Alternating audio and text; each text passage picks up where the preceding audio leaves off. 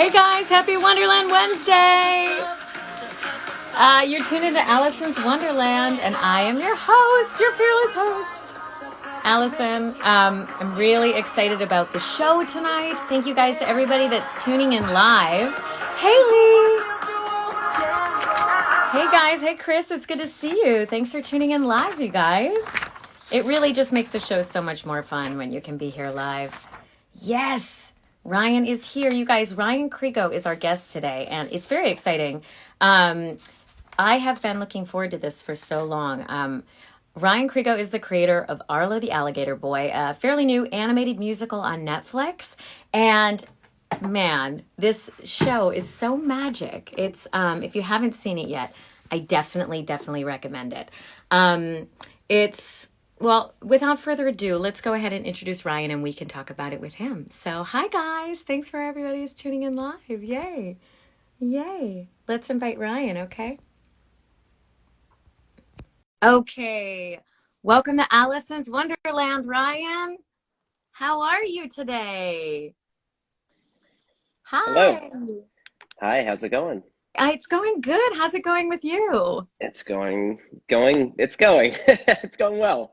Your It's hair's going getting well. long. It looks nice. Yeah, oh, thank you. Thank you. Yeah, it's the movie's out and now just everything kind of slows down. So the last couple weeks it's been cool. It's been, strange and now you anticipate something happening coming out and then all of a sudden now it's here. And now I'm like, okay, now what do I Like do? slightly chill or Yeah, yeah. it's good. It's good. It's hard.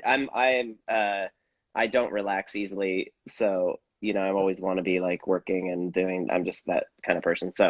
Um, so I go up and down. I'm like, some Yeah. days I'm like, I need to be like cranking, and then some days I'm like, this is really nice. I've got nothing to do. So, Yeah. and a little bit of mix of both. But yeah, all good, all good. Well, because so Arlo the Alligator Boy, which is the animated musical on Netflix, but you also have a series coming out as well, I Yeah. Heart Arlo. So where are you at in production with that? We, uh, I let the cat out of the bag yesterday that we did our final mix yesterday, so that's basically done. I mean, we don't have, I'll say, we don't have a release date yet, so I can't say when that is. Yeah, Not only because I don't know. I mean, I like have an idea, but like I don't actually know. he's Um, withholding information, guys. Already, it's been 2 minutes and I'm already not telling the truth. No, but for reals, I think we have a like a target area, but like Yeah. but just for um, it gets dubbed in 36 languages, so Wow. we're like we did our mix on the final mix, and then it's gonna be a while. So but yeah, we're like in the can on that thing. So yeah, That's yeah, so it's exciting. cool. How many episodes is the first season? It's always complicated when I say this, but it's 18 elevens and a 22-minute finale. So it's basically like a 20 episode order of 11 minutes, and then we didn't just smash the last two together. I've done a lot of board driven. It's board driven, which Mhm. for a lot of people who are watching, if you don't know, it's we allow our board artists to write and to come up with gags, and we give them outlines instead of scripts. So they're driving the stories on each episode, and it's not unlike SpongeBob or Adventure Time or a lot of the great, really fun, quirky, funny shows. So it's board driven. So, but for the last one, we scripted because we thought like I've done it a few times where we've tried to like cram board driven into a longer format, and then I was like, this time we're gonna script it.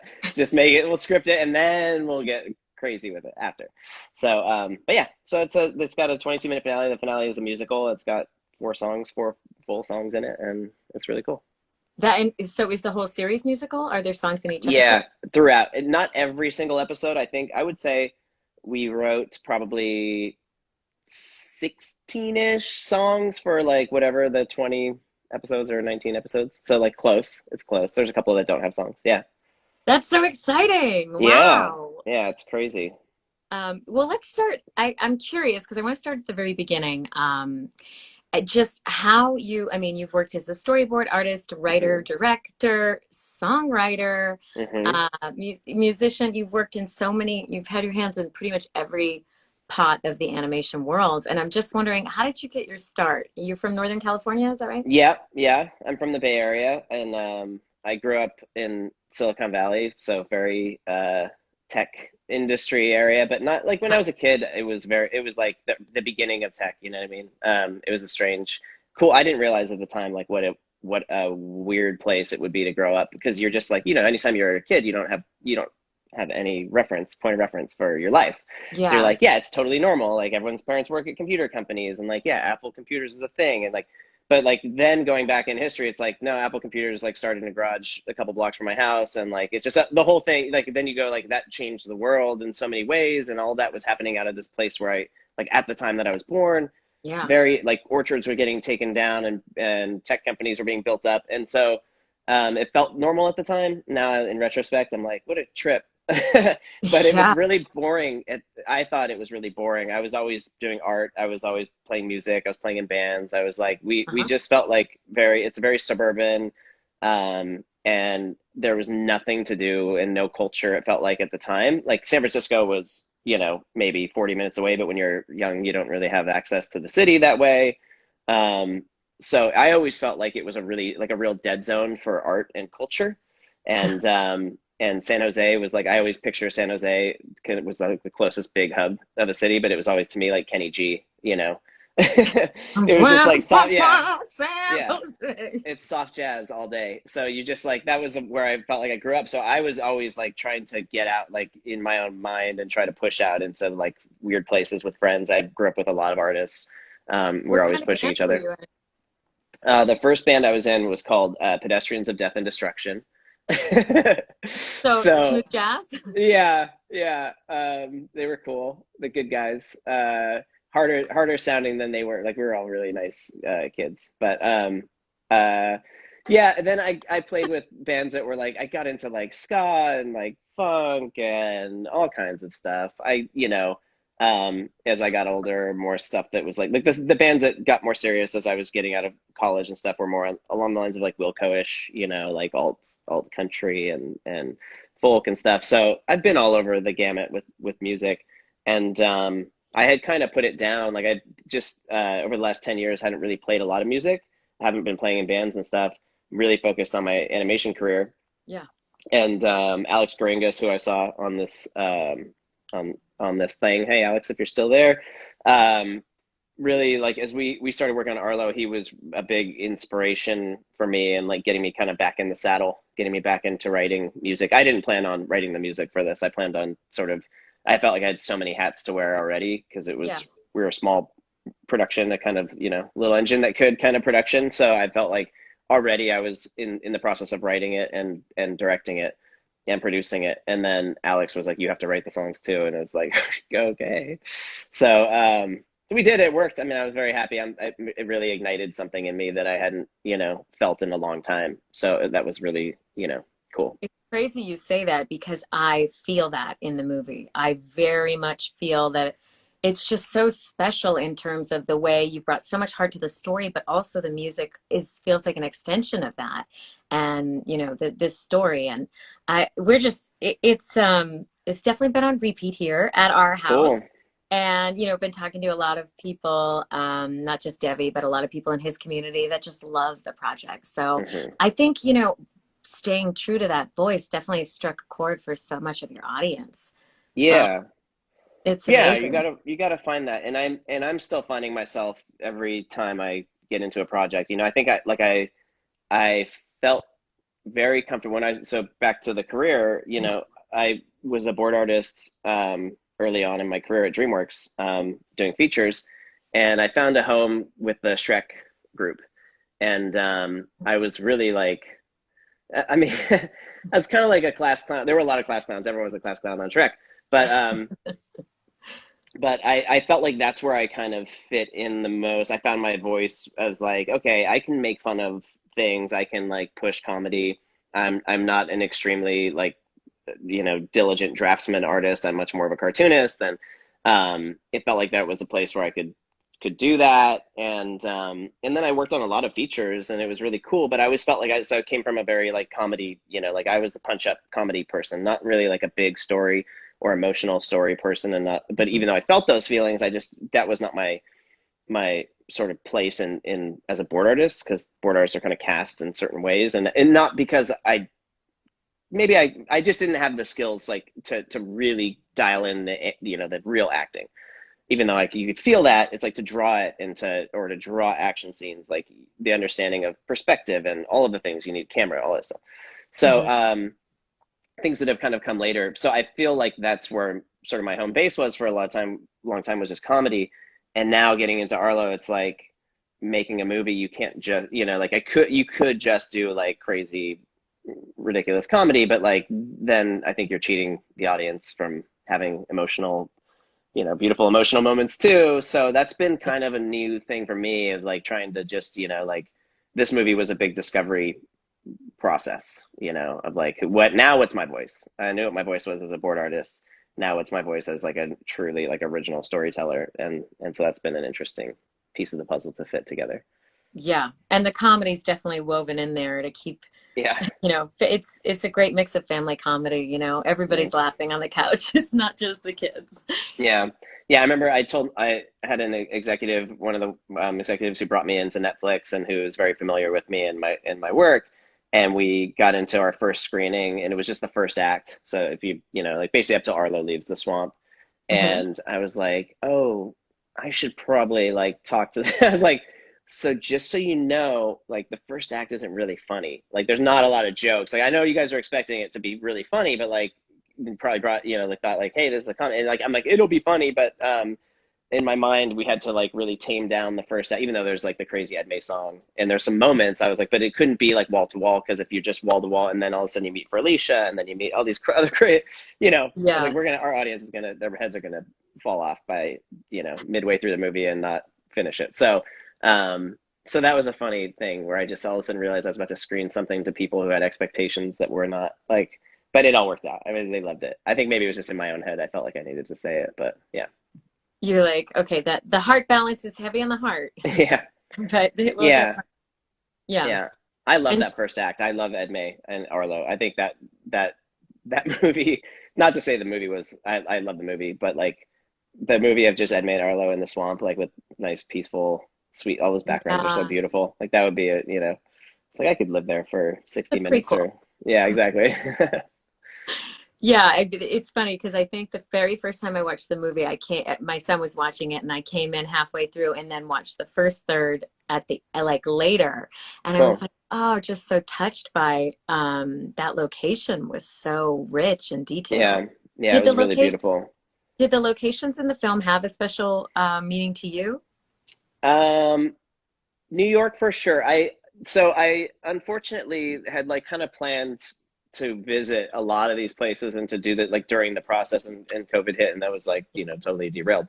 But the idea of walking into a big city and seeing New York the way that he sees it is very much I'm very, I love that city. I'm very passionate about it. I think it's just the big cities I love. And again, it kind of probably goes back to when I was a kid and feeling like I'm just in the middle of, even though I was in, now you're like, oh, there was so much happening. But even though there was stuff happening, it just felt like I was so like there was nothing happening. And when you get to a big city, you're like, oh my God, this is amazing. And I feel that way about New York. There's so much to experience and to discover every time I go. I feel like you could go there a billion times and never see everything. So I love that. Mm. North Carolina, I visited when I was a kid and tried to capture some of that, and kind of like had mapped out the journey. So like when I was writing with Clay Seneschal, who was my scripting partner on the screenplay, I had mapped out the journey, and so I was like, this is where he's going. I kind of like written the outline and the pitch, and we'll probably talk about it, but it's a story that's been around for like 11 years, and so I had already like mapped out the journey. And then we were kind of writing based on like trying to find like real locations, real, like the Willow Button city is actually based in, I'm gonna totally forget the name. I'll have to think of it. Like just outside of New Orleans, there was like a small town that I found that was like so cute, and I was like, oh, this is perfect. This kind of feels like trapped in time. It's like a couple antique stores, and you know what I mean. Yeah. So I tried to find like real reference for those things. Yeah, Oh, yes, when they with the car and everything, that yeah, scene after the yeah, yeah. oh, Bradley Aloysius and Sandra June. It's so interesting. Yeah. And so did you know, as you were like playing in bands and coming out of, you went to USC, right? No, UC Santa Barbara. UC Santa Barbara. Hmm. Okay. So Hmm. then did you know you wanted to get in animation when you started Yeah. college? No, not when I started. So when I was really young, I always said I was like, if you ask me, and I've got like somewhere I found when I was unpacking my house because we moved recently, like when I was like in elementary school, like my dream job was to be an animator at Disney. Like that was like if you said, oh, "What are you going to be when you grow up?" I'm going to be an animator at Disney. That was just like I was always one of those kids who just thought like, yeah, that's good, that will happen. So if I believe that it will happen, there was nothing, I didn't feel like, you know, I just felt like you always like I was just focused, like that would work. Then Yeah. I got older and I thought I was going to get into. I still wanted to make movies, but I was doing like video production and stuff in high school, and I really kind of thought like maybe I would be doing like action movies, like cool stuff, dudes and guns and just like gratuitous whatever, like just crazy like war. We used to shoot like war movies in like a creek behind our, and so that was probably like when I got out of when I got out of high school going into the film program at Santa Barbara, I was like, Hmm. yeah, I think I'll probably end up doing like action movies, like cool shit, Sorry, I Yeah. didn't mean to say. For kids who might be watching.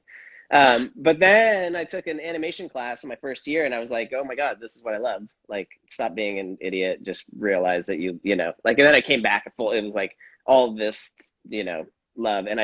Luckily the professor who was like in charge of all the production at UC Santa Barbara was an animation.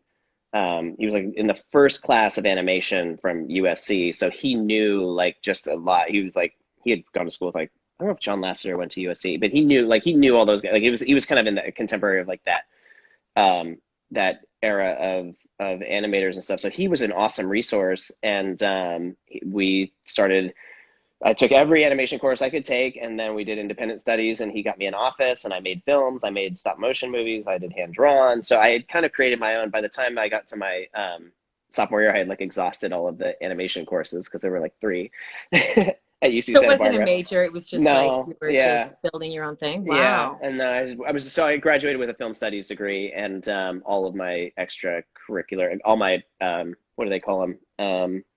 Electives or Oh, whatever, elective classes like were basically independent studies where I had an old like 1970s or 1960s Bolex camera rigged with a animation motor, and um, we built a dolly off of a Xerox machine that we cranked with a bicycle crank. Like, for the like kids that don't know what a Xerox machine yeah, is. I know. We're getting old. But so we did it that way, and it was cool. And like one of my buddies who I made movies with in school, he was a little bit older. He's now kind of running the all the marketing animation for Pixar. He was an animator at Pixar for a long time, and he just kind of was a big inspiration for me, and getting like I was like, whoa, he did it. Like he was maybe a year or two older than me, and he was like, yeah, I'm getting a job at this new place called Pixar. Oh, that sounds neat. What do they do?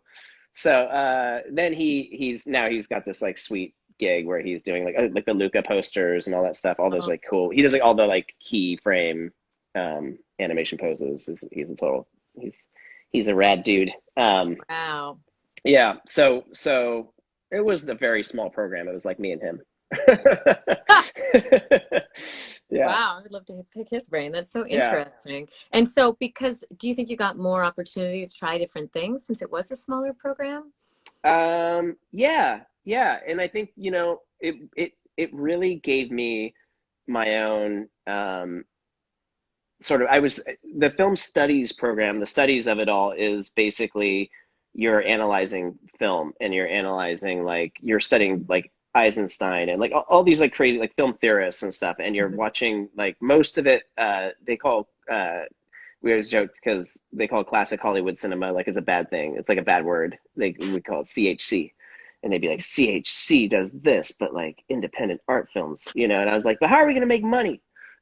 Yeah. um, so, and we always like, I was like, this is crazy, but it was good because it, just opened up my mind into all this, like, the theory of like why you would do something and all the choices you make when you're making a movie. and how important that is. I would love to sit in on those classes again because they're so mind expanding. But when I got out of school, then you've got all these people who went to Cal Arts because I was like, oh, I want to get into animation. Like, do I leave UC school and go to Cal Arts? Like, what do I do now? And I Yeah. just decided to stay, finish out my degree, and then I was going to go snowboard for a year, and then I was going to either go back to school or like, or get into, the business or do something. I don't know. So I was like, so I Taking a left. gap year before it's even Yeah, cool. yeah. I went. Well, I love the mountains, and I was like, so I'm just going to do that, and then I'll figure it out. And so slowly worked my way back to LA, and then I had applied at like every animation studio, and of course nothing, crickets. And I got into like doing really random motion graphics work. Oh, really? Yeah, and it was interesting. It was when I don't want to get too deep into it, but it was when poker shows were really big, when poker was still legal online, and like people were spending big money, and they were doing all these like I don't know if you remember, like for a while it was like it didn't matter what channel you turned on, it was like a poker tournament. So I Yeah. was doing that. I was doing all the card graphics when they slide in and all the percentages and all that stuff. Like somewhere that was me in a room with Wow. a Photoshop and keyframing all that junk. And then I got a call one day, and it was like, "Hey, this is DreamWorks. You know, do you want to come in for, or like, is it, can we?" It set up a phone interview. That's what it was, a phone interview. And I was like, "Yeah, oh my God!" And I started like crying. I was like, call my grandma. I was like, "Grandma." Had you applied or it was just out of the I blue? applied, but it was a year. It was like a full year, and they were like, "Yeah, we kept your application around, and we just, we need Wow. some production assistance." I was like, "This is crazy." So I interviewed for over a month. I had kind of given up on getting the job, and then what I found out later was that two different shows wanted me, and it just, they were trying to work it all out. And it turned out I ended up with the Shrek group, and the rest is kind of history because those all the really cool board artists, people like Walt Doran, who directed the Trolls movies, and Peter Ramsey and Bob Persichetti, who directed Spider Verse, and like all these superhero artists were there. Dave Smith, like all these crazy people, they were just all there, and I had access to all of them. I was mostly shooting their storyboards and sending them to the editor, but I got to see every frame of the movie in storyboard form, and then just started to process and learn how to do it, and that's where I kind of how I came out into boarding. So yeah, but I thought it gave me a good perspective because most people that did go to Cal Arts, like they're so well trained, they have so much. Like I still wish I had the training. I still wish I could in Yeah. theory you could like take a break for a couple of years and go to those classes and get that knowledge. That would still be so useful to me.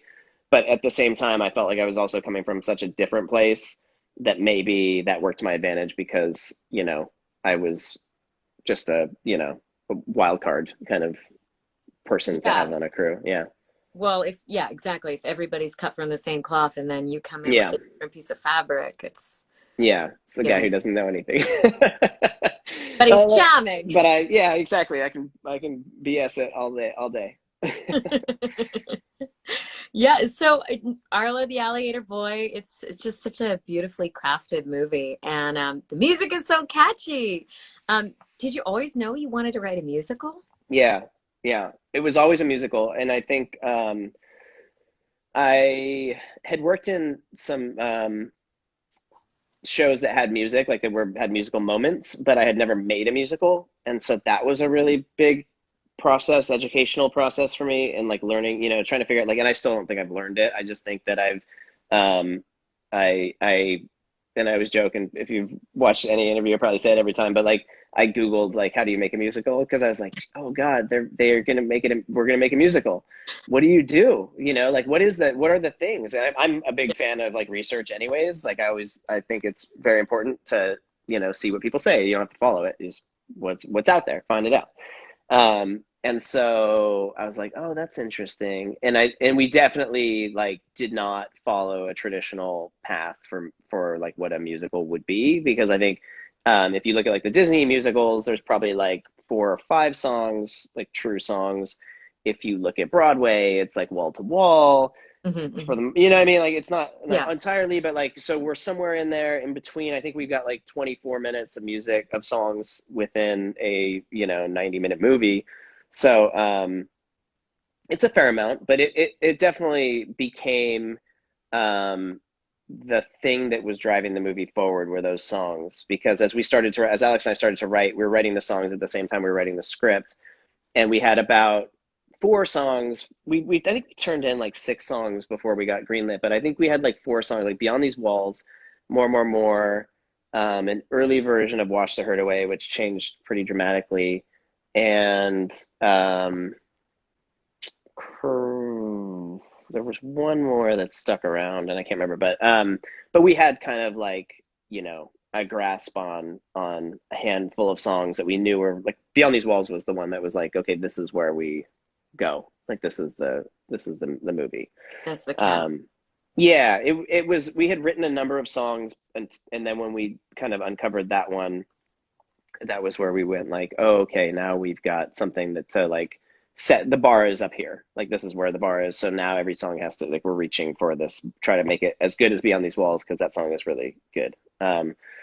And so that really drove the movie. And then we also in our first screening, which was like a very we had crammed to get all the boards together and threw it all together with like too many editors and like just like we have to get a screening together so we can see what we're making and then we'll all understand it and then we can get back to work in a more clear way, which I think Okay. is really healthy. I think it's really good. Like I think a lot of people are afraid to put a screening up and because they're afraid of what executives are going to say or think or whatever. Netflix Yeah. has been very like they're so open and encouraging. I didn't feel any pressure from the executives. I didn't feel like we were going to have like a bad screening. I just thought we needed to have a screening so we could put it up and we could talk about it. And the songs were what really carried that first screening. It was like, oh, this is where we go. Like this is so. Then we wrote a lot more songs, and then Better Life came into play, and we did that whole collage moment before Wash the Hurt Away, and then Something's Missing was a very late addition. So we just really started like leaning on the music to tell the story as much as we could. Yeah. It really, it makes it so magical how it all comes together. It's so interesting to hear the behind the scenes of all of it. And, you're a singer as well. Were you also singing in those bands in high school or Yeah, yeah, okay. So you can mostly. I sing mean, very well and not. Let's see. No, I guess I was. I was almost. Yeah, I was mostly a singer, and then later I was more of a guitar player that did backups in some bands, and then I had other bands I was like lead singer in. But and I'm not a great singer, and I know it, but but I like it. But I like the feeling of it, And I think you yeah, can, I like to. I think there's an artistic way to deliver vocals without it having to be like because when I have. Uh, I don't know. You work with people like Michael J. Woodard, and you're like, this is a singer, this is a singer. yeah, And for me, it's like I've always loved the feeling of putting, your heart and your energy into a song and like and delivering it because I think it goes into like um a very like this will probably sound weird, but like not spiritual, maybe spiritual. spiritual. Just Yeah, you get in like a weird, there's like a weird plane of the world of the universe that you can get into when yes. you're playing music that you can't access. And I think, and I really love that feeling. And I think I feel it the most when I'm playing guitar and singing at the same time because then I cannot control anything else other than there's just too many things happening and then you're just in a weird space in your head, which is Yeah, really I neat. 100%. I mean, when you were struggling for the word spiritual, that's like what Yeah, popped into my mind, and like Elizabeth Gilbert's idea behind Big Magic, that there's like this collective consciousness of ideas, and you just want to be the first to pluck it out, or yeah. like, um, Pixar's movie this year where they go into the zone, and So good. Yeah, so so good. That movie really, I did not see that movie until recently, and it's not because I didn't want to. I just like I thought I was like I have a young daughter, and we watch a lot of stuff together. I just to find time to yeah, watch movies and all that, And now that I've got time, now that the movie's done, I've sat yeah, down and watched it, and I was like, oh my God, that movie's so like it really touched me. I was like, holy crap, that's something like that's so special. And then it really inspired me. I was like oh my gosh, I need to get it together. Like this is insane, And like you said, there's just it just gets you like from an artistic level, it gets you from a human level. think Yeah. if you can tap into that, you know. So yeah, Yeah. but yeah, that step 100%. in soul, Yeah. I was like, totally, I get it. I want to give everybody some love that's on the stream. Because we're repurposing the video as an audio podcast, I'm not as able to address each comment as it comes in, but I want you to know that, guys, that I am definitely hearing. And thanks, Debbie, and thanks, Jeffrey, and everybody What's that's up, tuning in Debbie? live. Debbie, it's so good to see you. A lot of people saying that they love the soundtrack. Oh, wow. Hendong, Hen Hendog. Dog HD, thank you. HD watches in Japanese. So thank you guys for tuning in. We do have a little button at the bottom with a question mark. If you have questions for Ryan, we'll save a couple minutes at the very end of the interview for some questions. So you can go ahead and type them in there. Um, but you know, we were talking about the inspiration with Soul, which gave me all the feels. But Arlo, I mean, I think for a lot of us, we're just like low key obsessed with this movie. I mean, Thank you. my son and I, we sing the songs. He's 5, and we are always singing the songs. And I'm working on a cover, like you know, like Nice. just like a Yeah, total fan because it just really moves and inspires me. And I find that the more excited I get about stuff, the more I get out of a project and watching it and taking it in. So it's been really cool to watch. thank you. Um, I know I saw a little bit of I cut your interview with Debbie where you were saying that Arlo was like 11 years in the making. Yeah, And so I was curious, did it start with just that little guy or was it the story? What was the yeah, inspiration? yeah, yeah. It was really from sketches, like from you know, one-off sketches I started doing. Just you know, I was like, I'm one of those people that I work late at night. I don't know if there's any board artists on here. I saw Tristan on here, but like everyone's got their sort of methods. And like for me, as when I was, it's harder now. I don't do it so much now. I have to train myself to work during the day because Yeah. you know kids and all that stuff, and also being you know managing other people. But Yeah. back when I could, I was very much like a late night. Like I would stay up all night and draw and like get into a groove and like put music on, put headphones on, and just be like, you know cranking. And then I would kind of find myself like stepping out just to do other sketches and whatever, drawing constantly. Hmm. And this Alligator Boy kind of came out of that. And actually, I mentioned Walt Dorn, who directed Trolls, was like early on. I was like, hey, what do you think about like this guy is you know? So we started. He even did some early drawings too, and like we would talk about it, and so a lot of the early kind of conceptual stuff came out of the idea of like the circus sideshow. That's like the Alligator Boy, and then Birdie, who's you know the like whatever's 13 feet tall, like kind of extreme versions of these characters. Like, what if the posters came to life? Was kind of like the initial concept. That you see those like crazy posters, the Pumpkin Boy or whatever with the pumpkin head, and that's so a Uh-huh. lot of that stuff. And I don't talk about it too much because like, um, I think in the end, it was the more research I did and the more like in touch I got with like the idea of circus sideshows, the more I felt like it was not a positive space. You know Mm. what I mean? And like, yet Arlo is a very positive character, and so like it just became like it stopped being like that wasn't what the story was about, and then trying to tell a story that like where you're kind of defending something that is not a good, you know, like all these things kind of it just became like a very it became very complex for me, and I wanted to you know acknowledge it, and the more I tried to acknowledge it, the more difficult the storytelling became and all of that. So I was like, look, it thematically will carry all of the things that story has and still be about the same, you know, like you can see like with Seaside by the Seashore kind of having a Coney Island-esque feeling, um but not be exactly that, just because I don't want to, you know, I even went to like Coney Island and like did research. I was there like that with like the Coney Island nonprofit like group, and I think they what they do is cool, Mhm. but still, you know, there's a history that's not happening right now that was happening, and so I don't want to be in a, you know, I don't want to deliver negativity to people. I want to deliver positive Yeah. vibes. So, anyways, all of that, that's kind of the initial idea. So, like, I've talked about it a little bit how, like, that was an early version when I was like 20 something.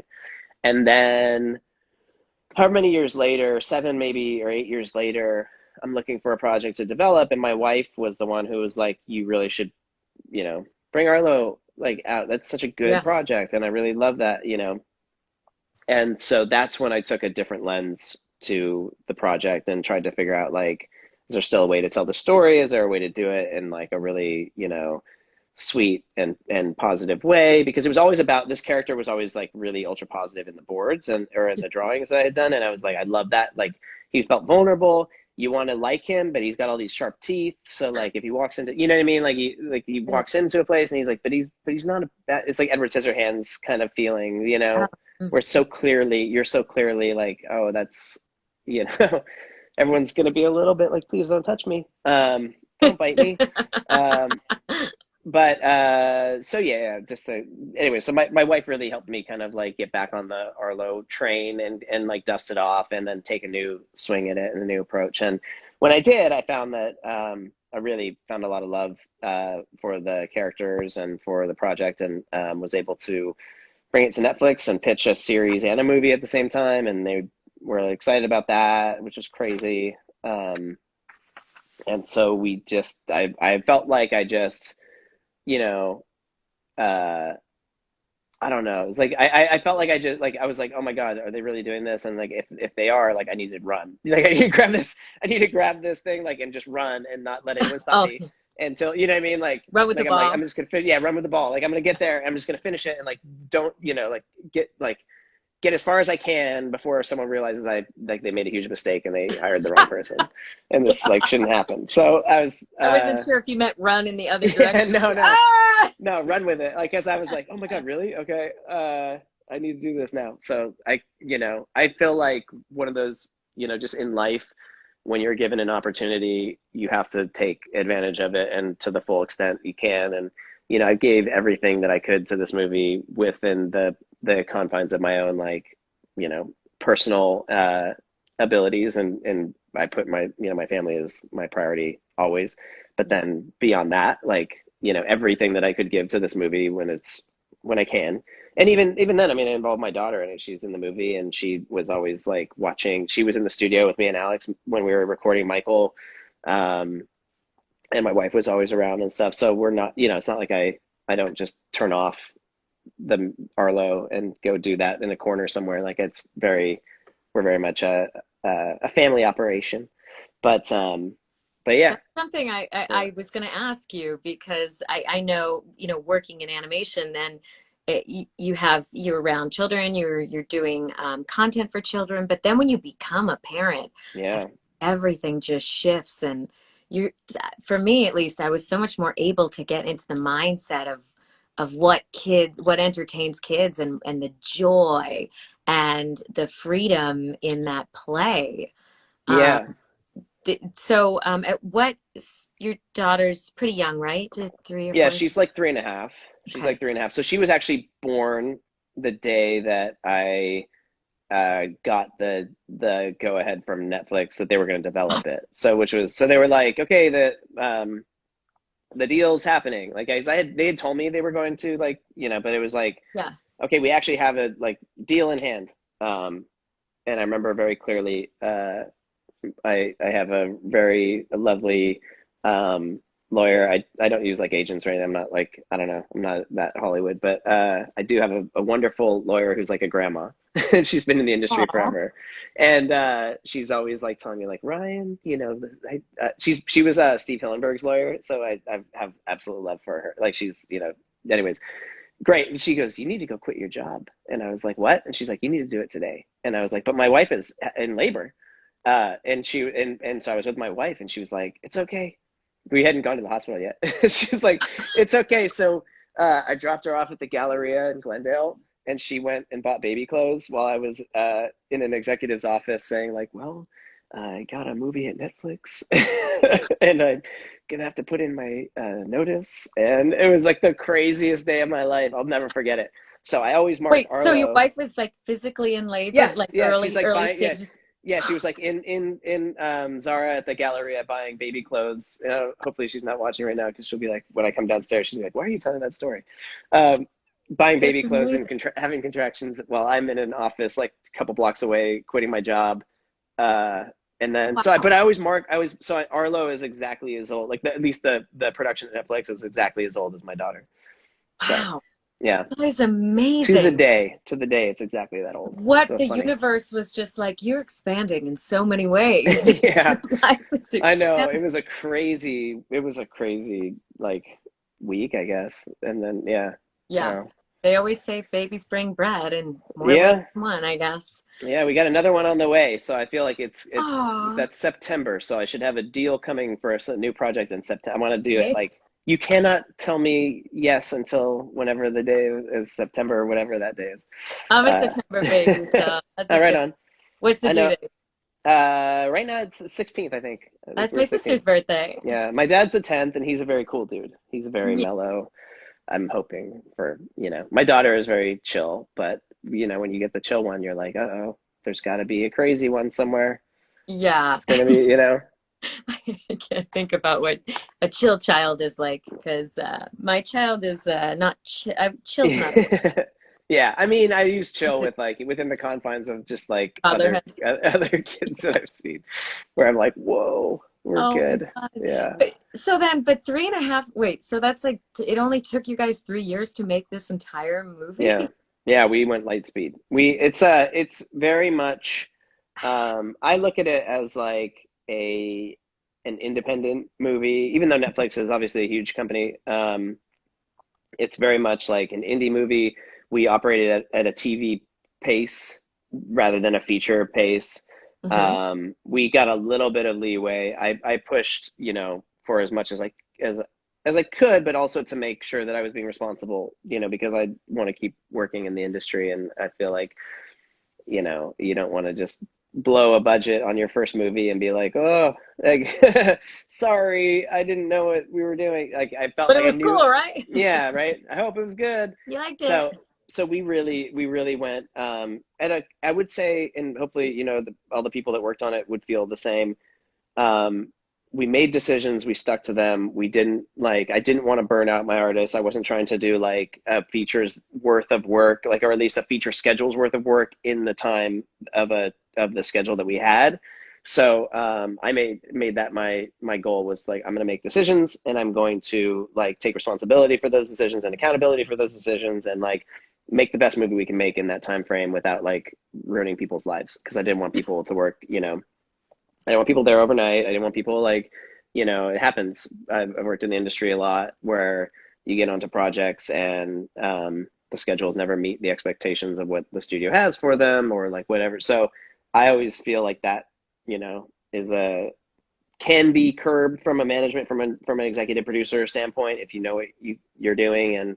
And some, we had a very, very happy group of people working on the crew, very positive, a lot of Arlos on the crew.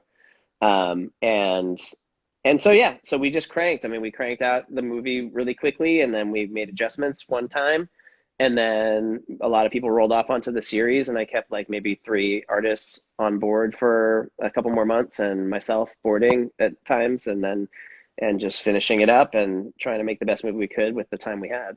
So, And now you you get know, to take a vacation. yeah, yeah, I'm taking a vacation next week. I'll be gone.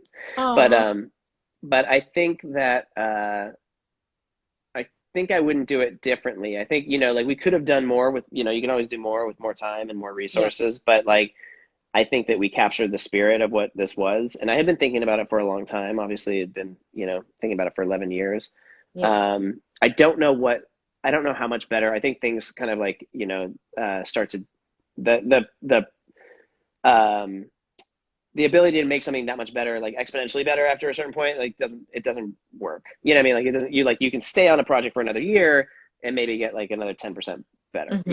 And I've seen that on a lot of movies where you'll put up a really great screening, and then you spend another 2 years just kind of tinkering and changing, and maybe what if we do that? Like the movie gets better, but it doesn't get like that much better. And then by the So end, you're like, okay, I'm so sick of this movie. yeah, and you're like, yeah, and that screening, remember that screening we had like a year ago was so funny or whatever. That So was, you're trying to capture that lightning in a bottle a little bit. I think, yeah. So I'm very like, I think in the end we did something really cool, and I think it has, and Titmouse has a lot to do with that too. Like allowing us to come into their studio, or allowing me to come into their studio and making everything there. Because we had Titmouse Animation in Hollywood and Vancouver. All of the artists were actually Titmouse employees. So I came from Netflix, and Yeah. I know Chris and Ben Kalina and Antonio and Shannon from working on a previous project, Home. Um, and I called up Chris. I was like, I think of this thing. Like, I want to do 2D. I want to do feature, and I don't know if we can do it. That like, can we do something? Like, how far can we get into feature level? And we got pretty darn far. I mean, we like really like got really. I was so impressed with, like, I did not expect at the end of the day to be, with the amount of time we had, with the amount of resources we had, that studio, like, they pulled out all the stops. Like, they put so much heart into it. Those animators crushed it. Some of them just gave us total gold. I mean, there's so much beautiful acting in this movie, and so I think a lot of people felt very passionately about the story and about the what we were doing. I think everyone who worked on it that I came across was like very much, they got like why it was an important story to tell, and how special it could be if we did it right. And so people put a lot of extra love into it. So yeah, it was cool. It was like a really interesting. I don't think I could ever make another movie, or I don't think I ever will make another movie like this, because I've broken that experience of directing my first movie, and I don't know what, like, you'll change things and do things differently. But also the fact that we just kind of went in not knowing what we were doing on so many levels. Like, can we make a feature at basically, I mean, I don't want to call Titmouse a TV studio, because they're not. They're an animation studio that can do a lot of things, but like, we really had to kind of create a pipeline to make this work. And then how is that gonna, can we do that, and what's that look like, and how do we do it? And it was pretty crazy. So. And the songs, I mean, the songs are so amazing. How did that process with Alex? So you guys were developing the songs even before pitching? Yeah, I told Alex around the time, because we worked together on Home Adventures with Tip and O, and I had told him around the time that I was pitching it out about the story, and he was like, "Oh my God, I love that!" And I was like, "Well, good, because you're gonna do it. You should do it." And he was like, "Yeah, I want to do that." So we had already decided, like, before Netflix, and I pitched it to two studios, and uh, but before that, like, I had already kind of decided that Alex would write the music for it, and he just was so passionate about this process, the project, and all that stuff. Um, so we had talked a lot about it before we actually got into doing it. And then when it happened, we started writing the music kind of right away, like right at the time I was writing the outline. So I started breaking off, like, I would go to his studio like 2 days a week, and then I would be writing script like 3 days a week or whatever. Two Um, like eight-hour days, or would you be in there just like, Yeah, we're like, Alex and I, we drink a lot of coffee. It's weird. We do a lot of our day at the studio is like watching clips of movies and listening to other songs and like taking walks, yeah, and then all of a sudden we're like in the middle of something, and then it's just like 4 or 5 hours will pass, and we're like, come out of the studio like, whoa, okay, we have a song.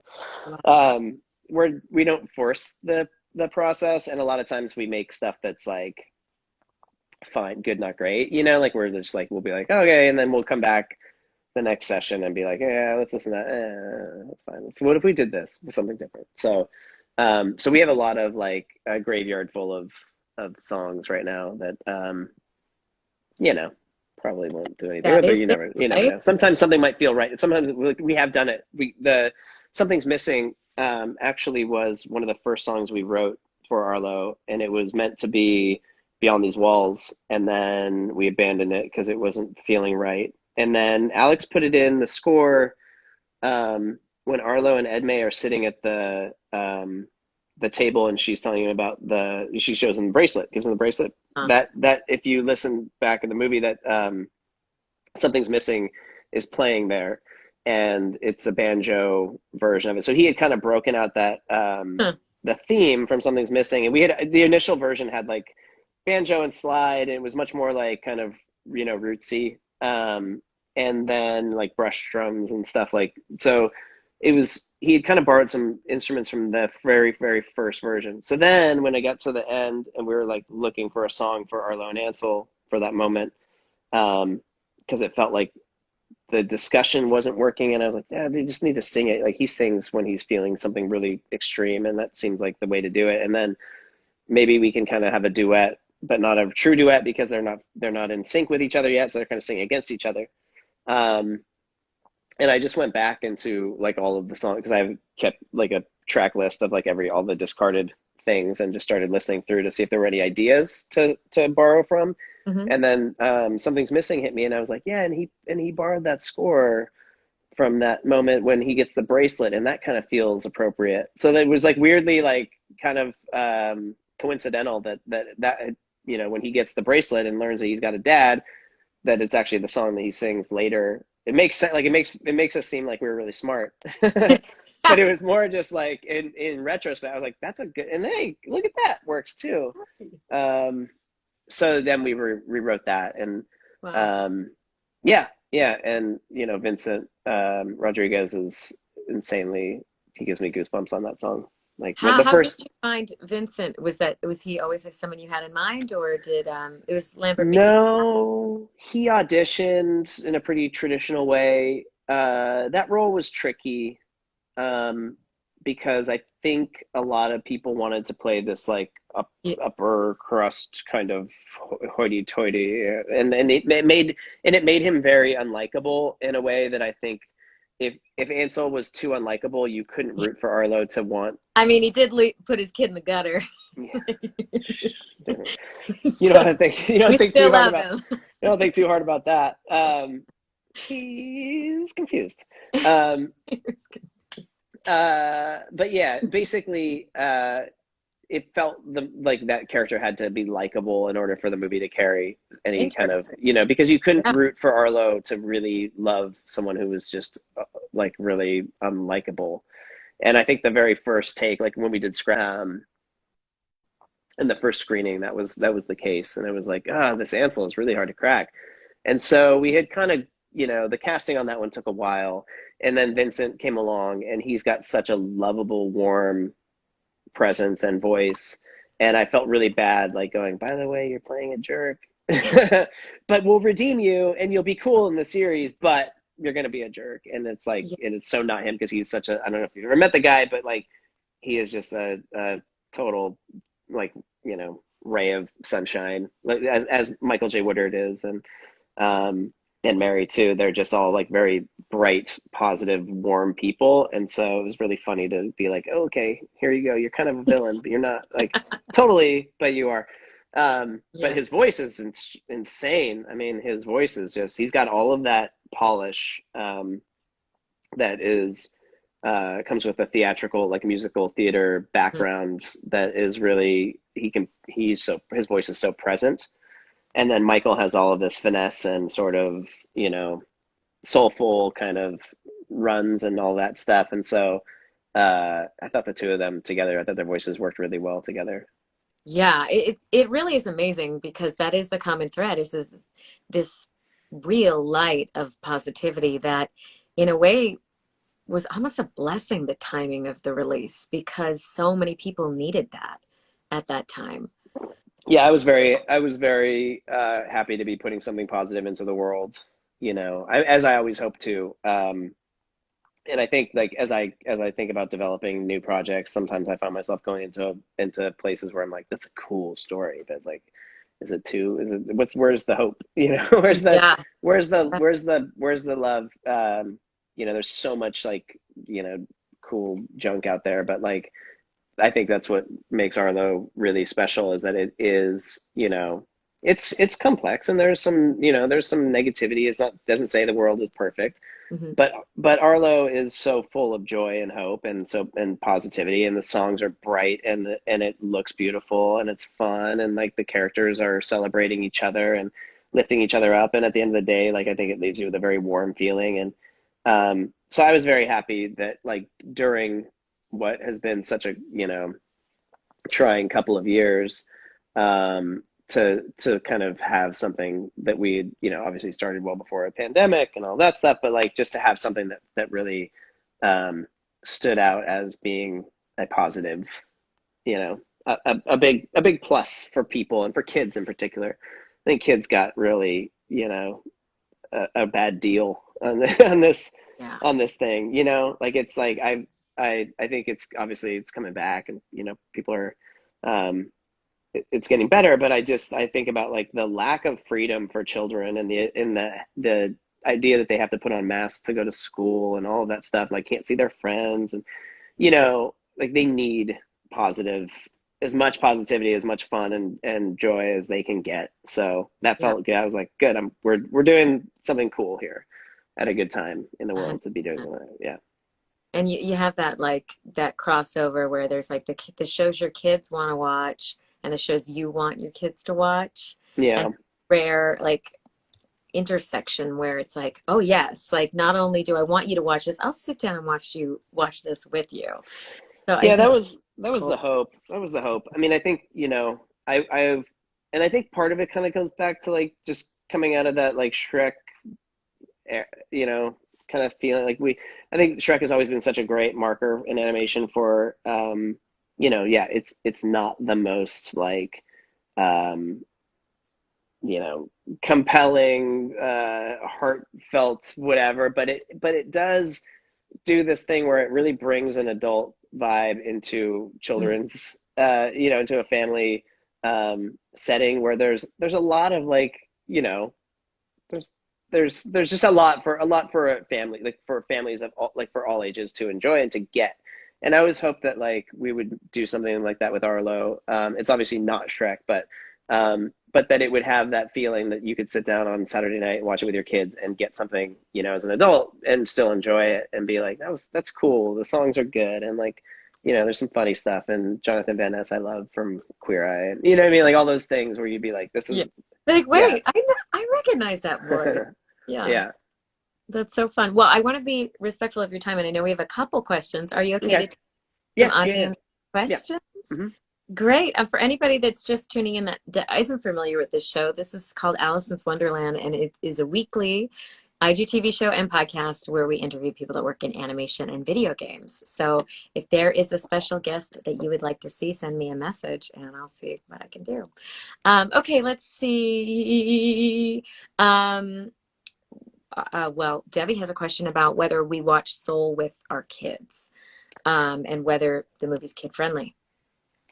I did not.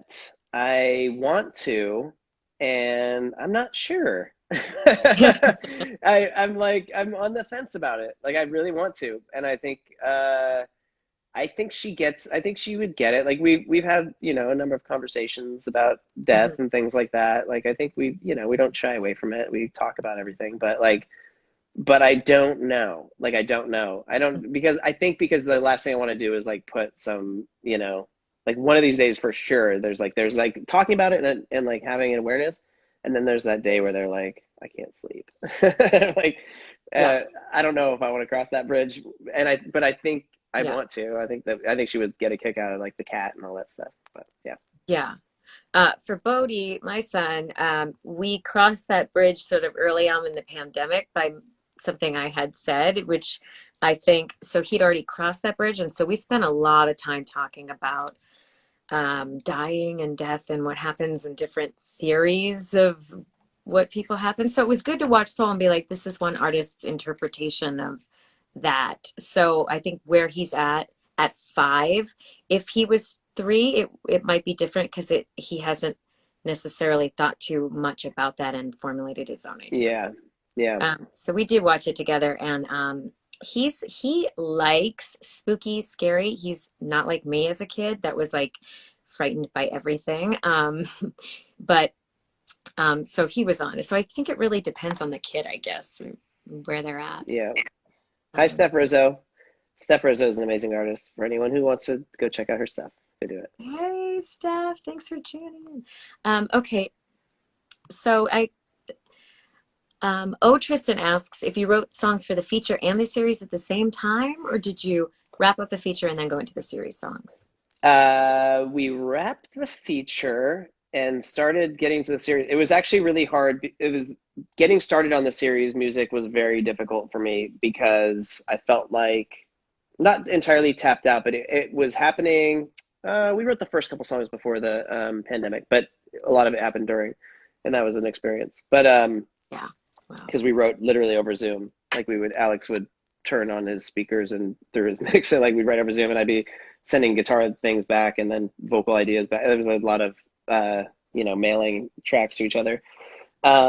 We were writing; they kind of came after, but one of the things we did was the very first song for the series, which won't be the first song that you see when you watch it because we made it out of order. It's called Community Garden. We took a song that I loved that was meant to be the finale song. It was going to be Beautiful Together, is what that became. And it was a song that I just absolutely loved, and it just felt less like Beautiful Together has a very anthemic, kind of powerful, emotional, guttural feeling, where this was just like a really fun song. The other one was like much more like just a fun dance party song. And so, but I always loved that song. And then, and it was like, oh my God, like I felt like we'd done so, like climbed a mountain. And then someone went, no, and there's another mountain for you to climb right there. And it's going to happen every week. You have to write a song every week for the next, whatever it was, 20 weeks or whatever, I guess it was every other, like, so I was like, oh no, we're doomed.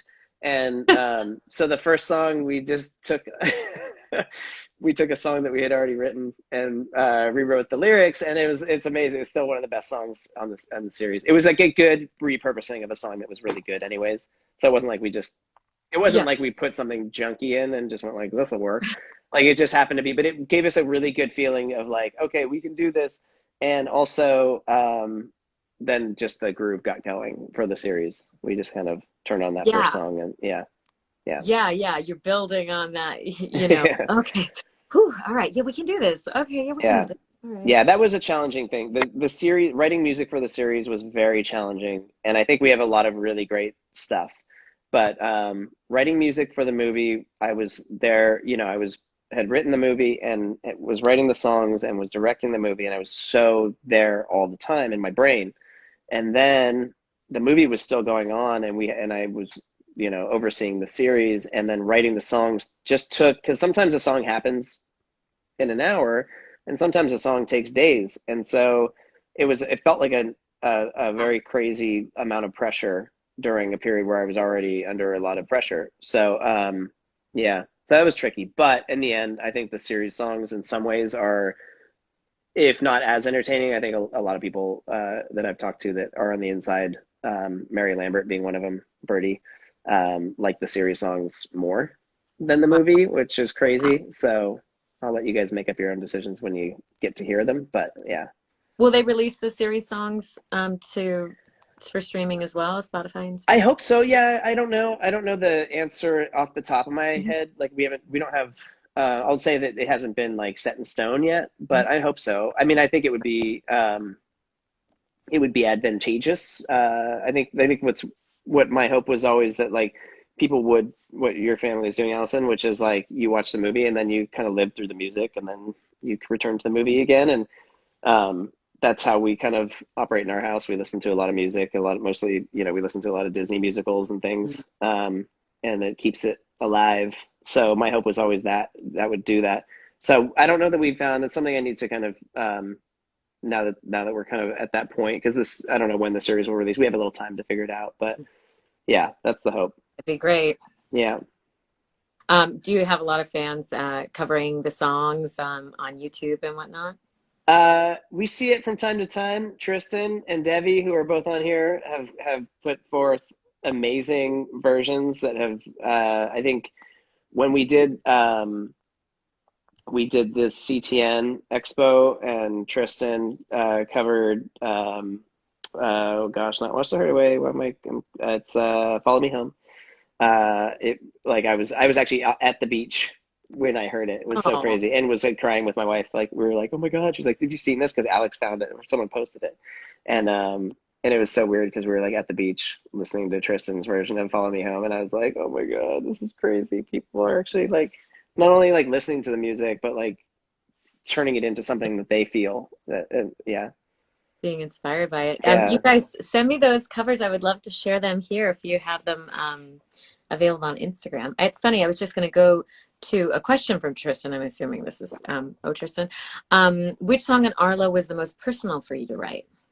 Um, oh, I I guess Beyond These Walls. Although Wash the Hurt Away, I think was probably the most me in a lot of ways. Like when I go into my own songwriting, like of my life and my past. But Beyond These Walls, I think was one that was such a kind of special moment when we. It felt like a very. We wrote. I wrote the first version of Beyond These Walls. I wrote on guitar and recorded it, and I hadn't played in a long time, and I hadn't recorded anything in a long time, and so it was very hard for me to like feel comfortable recording that and then taking it to Alex and being like, I have a song, and I think I played it for him once, and I was like, I don't want to do it, and I was like playing, and I was like, I don't know, I was like, just I felt very like shy, and like I was like, I just Yeah. didn't have the confidence because it's been so long. It like it'd been almost 10 years since I'd really like written and played a song, Yeah. and then we made that version together, and then we kind of produced it like one more time. We did like usually we'll do like a demo and then we kind of done like another level of production. And then I was like, that's not it. And Alex, I think, felt the same. He was like, oh, I was hoping you were going to say that. And I was like, yeah. But I was like, the words are good, but the song is not right.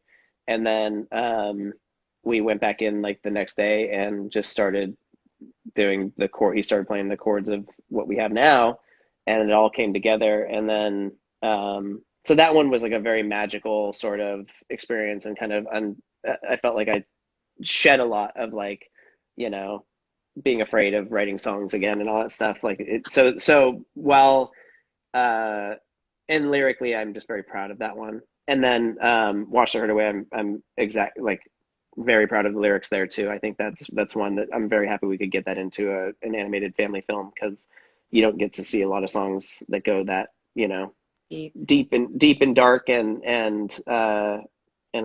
that, and I don't know if I can say it like we've I've talked with Netflix a little bit about like sort of you know, what's popping, what's working, and Wash the Hurt Away is like a song that we get a lot of feedback about. Like it's a very like it shows up. Like that song is one, you know, Beyond These Walls and Follow Me Home we came out with as like the two kind of singles, but Yeah. Wash the Hurt Away is one that really has connected with people on another level that they're kind of aware of. So that's pretty cool. Yeah. Wow. All right. One last question and then we will wrap it up. I mean, there's so many good questions. I'm so sorry, Teeny Toons, we're not going to be able to get this question, which is so good. You But guys can if always you know, shoot me a DM me. I'll get back to you at some point. I'll try to. Rickety Biscuit, great, great username, asks, were Ansel's bird traits designed after a specific kind of bird? Because he reminds me of an egret. um No, we had so David D. Pasquale, who was our character designer, was tasked with just like different versions of the uh, bird features on Ansel, and that's where we ended up. I think, I mean, he feels kind of hawkish to me. Uh, yeah, we had gone pretty far with it. There's somewhere you're like, okay, well, he's clearly a bird. Um, and so, yeah, I don't think I mean, David might know. David might have like specific on that particular reference, or that particular design that we chose, whether he was referencing certain things, but like, you know, we wanted to keep his legs really skinny and like give him that kind of bird, like he's got that like big chest, kind of bird chest and tails. He had tails, and I think we got rid of it on his like tuxedo at some point. Maybe he has it in the finale, but yeah. On the nose. Yeah. That's all right. Well, okay, maybe we can just, do you have time for one One more? more. Okay, One one more. more because I think this is it just I'm really curious about this as well. What it's been like Hey, transitioning. Carl. Sorry, it's my Hey, cousin. Carl. It's always funny when you see a familiar face. Yeah. Transitioning from the movie's production to the show's production. And what are the differences between the production? Like, is the animation, is it exactly the same? Is it produced by the same? Produced by Titmouse. We did things a little bit differently for the show, just because of the needs of like having to turn over episodes, you know, a lot faster. Yeah, yeah. You know, we had whatever, I don't know what the amount of minutes is, but you know, almost like twice the amount of time of the movie, or more, and probably, you know, a similar stretch of production runway. So what we did for the series was we took all of the designs and it's in Flash or Adobe Animate, and we like did crazy turns, like so crazy. Like I think they did like, you know, like way more than, you know, just your 5 or 7 or 9 or whatever. Like we did a lot of in betweenings, and then we did every mouth chart possible. We did every expression. Like so we over produced the character poses, so we had like a lot of information for every character of the mains of Hmm. Arlo, Birdie, you know, for Felicia, Tony, Aaliyah, and Marcellus. And then and they worked off of that. So the animators had a lot more like to pull from, where in the movie we were actually pretty much hand drawn. So even though we had built like rigs that they could pull into their scenes, the rigs were meant to be more like, you know, this is your body, like this is, so you have Reference. yeah, you have, yeah, exactly, the reference of like all the proportions, but not to be used as like puppet the mouth kind of thing. So so the series in some ways, like the characters look beautiful and perfect all the time, and you don't get all the like, you know, you get like pushed expressions like you would expect in a, you know, in a series, like board driven series. You get like we definitely break the model, but most of the time the characters look pretty darn perfect, where in the movie you can tell like shot to shot if the animator changed, or you know. So yeah, That's amazing. Wow. I feel like I learned quite a bit tonight. there you go. Thank you so much for sharing your time with us. I know Yeah. everybody is very grateful, and I'm very grateful as well. So how do you prefer that people stay in touch with you? Just following you on Instagram, and you're on Twitter as well? Yeah. Yeah, not really Twitter. Honestly, Okay. Instagram is about the only thing I do these days, and over the last couple weeks I've been slow pushing it even further out. But like, yeah, I think the more I, you know, get into my life, the more I'm like trying to avoid like very like, obviously if you have questions like Instagram, but I feel like all these other outlets are just like crazy to keep up with. I can't, It's you know. 100%. Yeah. Yeah. That was one Yeah. of the questions we didn't get to, but yeah, Yeah. it's hard to manage when you're trying to actually create the work to then have to be on social talking about the work all the time. So Yeah. Plus, I again, like Instagram because you get all the art. Like, I like looking at people's art more than yeah, anything. You know what I mean? Like, no offense to people's opinions. I love, you know, I love your opinions, but I love Instagram because it's like mostly it's like just people like posting their coolest stuff and getting to, you know, that's where I found a lot of artists, a lot of people that I worked with on this project. You know, Steph Rizzo, who was on earlier, like, you know, I put up a post one day like, hey, I need board artists. And then Steph had like, well, my friend Alicia Gibson lives up in the Bay Area or whatever, like, or up in Northern California. And I was like, well, Steph, like, will you do some character designs? And so like, we just, you know, it was purely Instagram to get to, yeah. So I find Instagram to be the most useful for me. awesome. Yeah. Well, thank you so much. We really appreciate it, and keep us posted about the show. I can't wait to share when it's coming to air. Yeah, yeah. I'm sure I don't know when the announcement will happen, but I have to imagine people will know in the next couple month or two or whatever. It's gotta get announced sometime. I'm sure Let's Talk Cartoons will hear it first, Yeah. maybe even before you. I'll send I like to send Debbie messages like, Yeah. hey, it's like we're like in a parking lot somewhere, like something's about to drop today. Keep your eyes on this account at 2:30. That's All awesome. right. Well, Well, thank thank you you. so much. All right, Have catch a you later. great night. Bye Okay, bye. thanks, guys. See you next week.